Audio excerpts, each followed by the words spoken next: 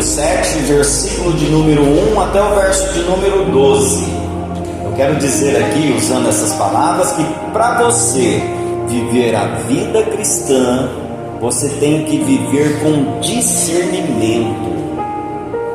E é uma coisa que está falho, né, na maioria dos cristãos hoje. As pessoas não têm discernimento do que é viver a vida cristã, do que é viver para Deus, e muitos não têm nem discernimentos de espírito.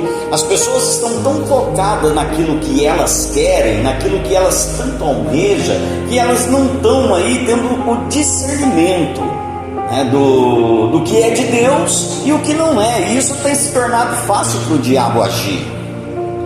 Nós não devemos julgar para não sermos julgados, é o que Jesus vem dizendo aqui no começo dessas palavras, né? E como igreja, nós não podemos também ter o hábito de ficar julgando os outros, e muito menos falar mal da vida das pessoas. Isso daí não é algo que Deus nos deu, tá? Porque viver a vida cristã é construir ponte entre você e eu. É interessante, porque olha para você, vê o quanto as pessoas vivem uma vida cristã totalmente torcida daquilo que a Bíblia ensina. Porque o próprio Senhor Jesus, sendo o Filho de Deus, Ele não veio a este mundo para julgar, Ele veio a este mundo para salvar. E essa tem que ser a nossa visão. Para viver a vida cristã, nós precisamos focar no quê? Eu estou aqui para salvar vidas. Esse é o propósito da vida cristã, não para ficarmos julgando, não é porque nem Jesus fez isso. Viver a vida cristã é você estar na dispensação do Evangelho da Graça. E este Evangelho ensina que não devemos de maneira alguma julgar os outros. Os escribas e os fariseus julgavam falsamente, em primeiro lugar, a eles mesmos, porque eles se diziam ser religiosos e de religiosidade eles não tinham nada, né? Eles se julgavam ali ser santos, mas de santidade eles não tinham nada. Então eles julgavam a eles próprios com um falso julgamento. Muitas pessoas se julgam aí tão santo, mais espiritual do que o outro, mais conhecedor do que o outro, né? E isso acaba prejudicando a vida da própria pessoa. Deus, Ele não nos julga pelos nossos erros e pelos nossos pecados, porque se Deus fosse fazer isso daí, nós estaríamos perdidos, né? Pastor, mas como que vai ser então o juízo final? Como que vai ser o julgamento? Ali Deus vai julgar aqueles que não aceitaram Jesus como seu Senhor e Salvador. Essa vai ser a condenação das pessoas para o fogo do inferno. Aqueles que não creram em Jesus. Olha o que a Bíblia diz: porque Deus enviou o seu Filho a este mundo para que todo aquele que nele crê não pereça, mas tenha vida eterna. É o Evangelho da Graça. Ide e pregai o Evangelho a toda criatura. Quem crer e for batizado será salvo. Quem não crer vai ser o quê? Condenado. Então a condenação no último dia, no juízo final, vai ser justamente esta. Então uma pessoa que tem o hábito de julgar os outros irmãos, ela está se mostrando ali melhor do que aquela pessoa. E é uma coisa que nós não podemos fazer, porque isso não agrada a Deus. Antes de alguém julgar outra pessoa, ela deve julgar a si mesma. Há vários motivos do porquê nós não podemos julgar ninguém. Primeiro, no versículo de número 1, Jesus diz assim, não julgueis para que não sejais julgados. Amados, nós seremos julgados um dia. Julgados diante de quem? Diante do Senhor Jesus Cristo, diante do tribunal de Cristo. Então eu não posso julgar ninguém, porque no tribunal de Cristo nós seremos julgados pelas nossas obras. Segundo, nós estamos sendo julgados pelas pessoas que nós a julgamos. E em terceiro lugar, nós devemos primeiramente enxergar claramente para depois ajudar as outras pessoas. Os fariseus faziam o papel de Deus ao condenar os outros e não levavam em consideração que um dia eles serão julgados pelo próprio Deus. No momento em que a pessoa faz ali um julgamento, ela está fazendo um papel de Deus na vida daquela pessoa, e está esquecendo que um dia ela será julgada pelo próprio Deus.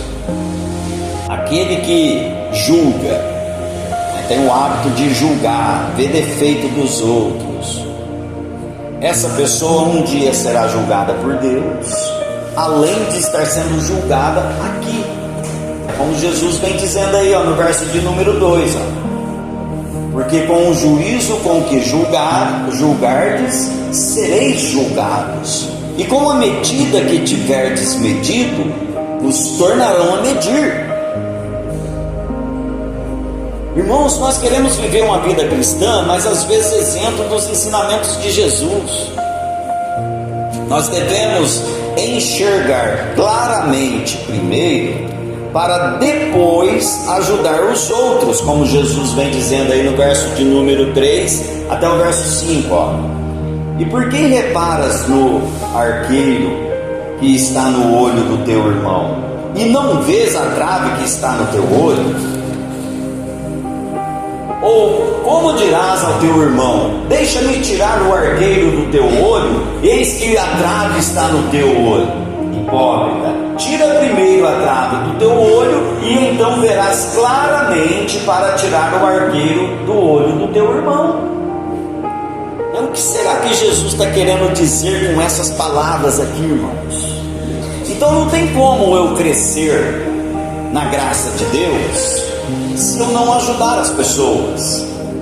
Mas o verdadeiro cristão, irmãos, ele vai olhar para ele mesmo, ver o quanto ele é falho, e ele vai então exaltar o seu irmão, o seu próximo. Esse é o propósito da vida cristã. Não é você querer ser reconhecido, querer fama, não é você querer ser bajulado pelas pessoas, porque os fariseus queriam isso.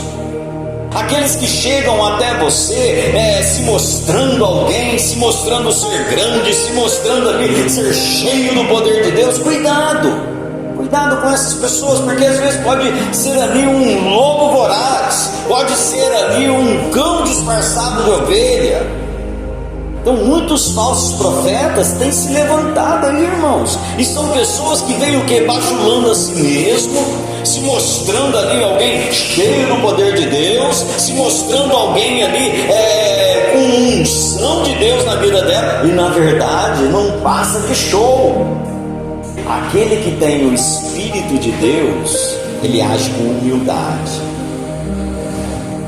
ele vem trazendo aquilo que Deus manda, mas de uma maneira que a glória seja de Deus e não do homem. Hoje as pessoas querem o quê? Reconhecimento. Eu orei, fulano foi curado. Eu orei, fulano foi liberto. Deus me deu o dom de libertação, Deus me deu o dom de cura. Irmãos,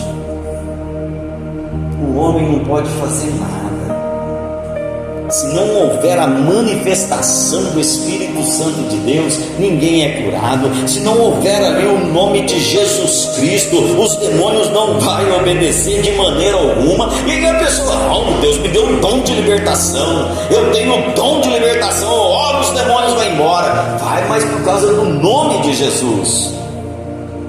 Não que a pessoa tem poder para isso. E para isso é necessário nós fazermos o quê? Limpar os nossos olhos, para que você veja a glória de Deus.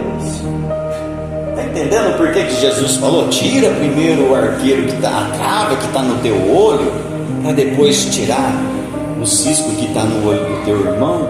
Então você tem que ter o discernimento e reconhecer, irmãos, as coisas de Deus vêm de uma forma humilde, simples. Aí a gente vê hoje em dia as pessoas se alarmando, tocando trombetas para si mesmo, querendo se engrandecer. Irmãos, de Deus não tem nada disso, foge. Então, o que nós precisamos fazer para viver a vida cristã? Reconhecer os nossos próprios erros. Nós não somos santos, irmãos. Não somos santos. Não somos melhores do que ninguém. A santidade está em Deus. Então, o que nós precisamos para viver em santidade? Ter a nossa mente focada nas coisas de Deus, ligada nas coisas de Deus, para que você caminhe em santidade e olhando para você mesmo como um pecador. Eu sou falho, sou cheio de defeito, careço da glória de Deus. Em Mateus, capítulo de número 6, aqui, vizinho do texto que nós lemos, no versículo de número 22, Jesus usou o olho aqui como ilustração para nos ensinar a ter uma perspectiva espiritual da vida. Olha o que Jesus ensina aqui, no versículo 22 do capítulo 6. A candeia do corpo são os olhos. De sorte que, se os teus olhos forem bons, todo o teu corpo terá luz. Se porém os teus olhos forem maus, todo o teu corpo será tenebroso. Se portanto a luz que em ti há são trevas, com grandes trevas serão. E o que seria que limpar os olhos? Antes de eu olhar para o pecado do meu irmão, eu olhar para o meu. Ao invés de eu ficar olhando para os defeitos, para o erro, para o pecado do meu irmão, eu olhar para os meus pecados, isso significa que os meus olhos estão limpos. Mas no momento em que eu deixo de olhar para os meus pecados e começo a olhar para o pecado dos outros, meu olho está travado. As pessoas são assim, vê o irmão fazendo a coisa errada e fica ali, se contorcendo. O pastor não faz nada, o pastor não toma nenhuma atitude, o pastor não está vendo isso. Aquela pessoa tem que ser disciplinada, o pastor não toma atitude nenhuma com aquela pessoa. Mas se o pastor vai tomar uma atitude com a pessoa que falou isso daí, ela se fere. Vou sair da igreja. Com outro pastor pode tomar atitude, pode disciplinar, mas com ela não. Por que isso daí? Está com uma trava nos olhos. E sabe por que nós não podemos fazer isso? Julgar as pessoas? Porque só Deus conhece o coração. Só Deus. Então não cabe a mim, a você, ficar julgando o defeito dos outros, apontando o erro dos outros. Hoje a gente vê as coisas sendo ao contrário disso, porque às vezes na porta da igreja mesmo a gente já vê ali uma rodinha de fofoca, falando mal, criticando, condenando, apontando, vendo defeitos. Irmãos, isso não tem nada de Deus, não se agrada ao coração de Deus. Você viveu uma vida cristã, você está livre de tudo isso. Então você tem que olhar para você mesmo. Guarda essas palavras no teu coração. O que é você tirar o arqueiro do teu olho? É você olhar para o teu próprio defeito e você ver ali que você está pior do que aquela pessoa que você está falando alguma coisa contra ela, Quando você for ajudar alguém, você tem que ter um certo cuidado ali. E que cuidado é esse? Tomar cuidado para você ver se não está cego, porque não tem como um cego conduzir o outro, Então você tem que olhar para o teu pecado primeiro e reconhecer: Senhor, me perdoa. Irmãos, quando você olhar para o teu pecado, você vai sentir a dor da culpa, e aí você não vai culpar o outro.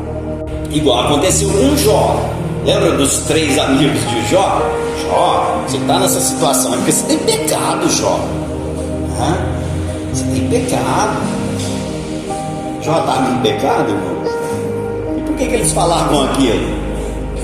Agora, quando eles falam assim para Jó: você está em pecado, Jó, eles estão fazendo o quê? Acusando, julgando ele, né?